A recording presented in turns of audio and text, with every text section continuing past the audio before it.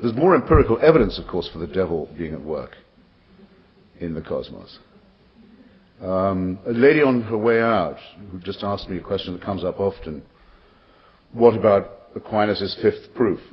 Where's the first cause? How can you do without a first cause? And I said what I think, which is that this has become, given what we now know and how far we've been able to evolve the argument, a sort of late-night squabble for sophomores, frankly, Aquinas, because it only gives you a sterile infinite regression. Where did the first cause of the first cause come from, then? The argument from design gives you the same problem. Who designed the designer? But there's an interesting wrinkle in the argument. You're also supposed to believe in, if you accept this theology, you're supposed to believe in the evil one, in the existence of Satan. Well, where's the first cause of that? It has to be God, presumably. Well, again, not my problem, but I'm glad it isn't. Who designed hell? It might be thought wrong if I pointed to questioners in that I could have, for all you know, planted members of my immediate... That's okay. Go ahead. You can go if you don't think it's invidious, then... No, it's fine. Okay. For Dr. Peters, had his hand up. I would love to go, but I think I'm still under the rule of my... Right. Over here. Very well. You see, I didn't... Over here. This is where it should be. Right. I noticed you made reference in your future religion essay about like the Silican Disneyland, I think it was. What is that? Where does that come into play? It's the idea of transcendence and infinity, and the possibility of it being like God above God or beyond grasping, metaphysical. Yes. The gentleman asked me, taking me up on a phrase I don't remember as well as I might, actually, but never mind, from my essay in Daedalus, about the sort of Silican Disneyland, the transcendent, the infinite, the unknowable. Well, if that's what you think about it, don't claim to know what it's like, would be my argument. Ask yourself, is the universe finite or infinite? You don't know. There's no way of finding out. Which is the most impressive idea?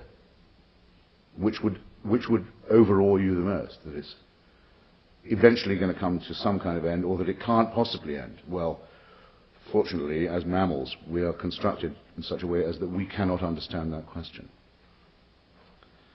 The late Professor Haldane, I believe it was, who's a very important scientist of the last century, said that I think I'm right, it was Haldane, said that the universe is not only queerer than we suppose, it's queerer than we can suppose. That seems to me to be a settled conclusion.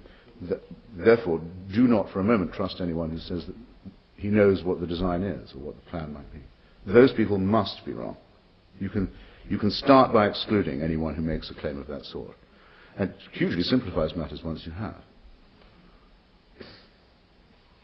Unless you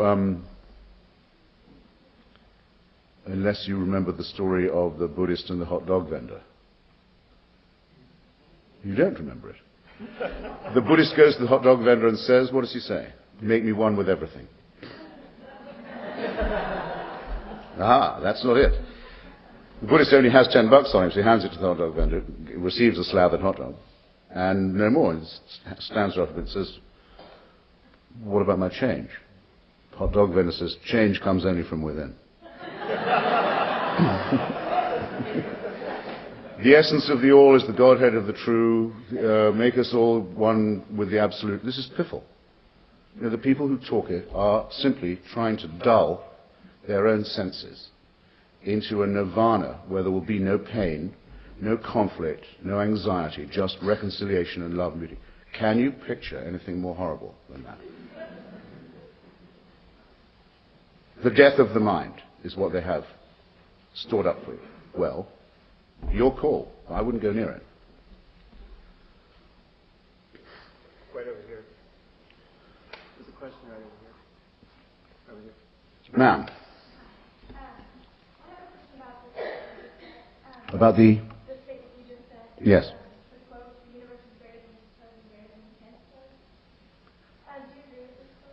No, I didn't say he, the literal word. This was a time when the word queer simply meant strange or bizarre. He said it's not greater than we can suppose, queerer than we can suppose. Okay, well, do you agree with that statement? Yes. Okay, so, but wouldn't that leave room for the possibility of a God or a possibility of design, other than science or other than anything that we can possibly grasp? Okay. The lady asks me if it's true that the universe is beyond our, or the cosmos, let's say, is beyond our own mammalian comprehension. Doesn't that mean that there could, after all, be a God, or a prime mover, or a first cause? Not in the sense in which theology intends us to deduce a God from. No, it could not. Clearly it could not, because the argument used to be, well, obviously someone must have created this system, because here we have the Earth at the center of the universe, the moon going around it, then the sun going around it, then heaven, and below that hell. Obviously, and particularly the church at the middle. That was the belief until a very, very short time ago.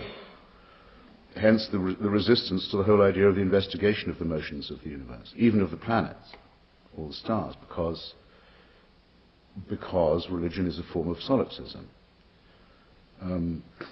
It pretends to say that we should all sacrifice ourselves and be abject to the Creator. But it's not as modest as it sounds. There's a trap in that. It also says it's all about you and me. He has a plan for me, for you.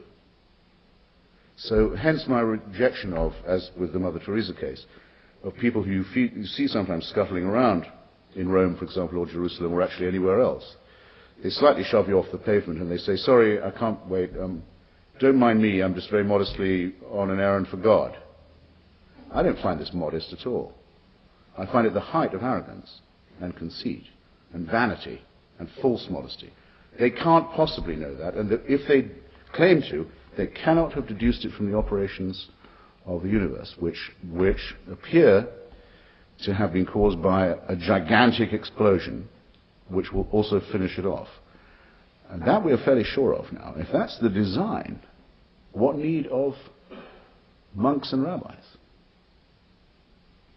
And if this is done in God's image, what Moloch or random dice player could this be?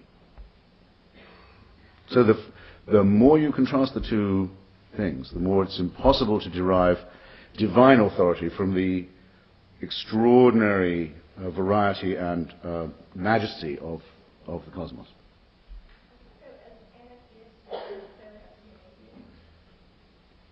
Oh, it's yes. I was slightly afraid you would ask this. I'll rephrase it. The lady calls me up on this. Do I have to be an atheist to be an anti-theist? In theory, not. No.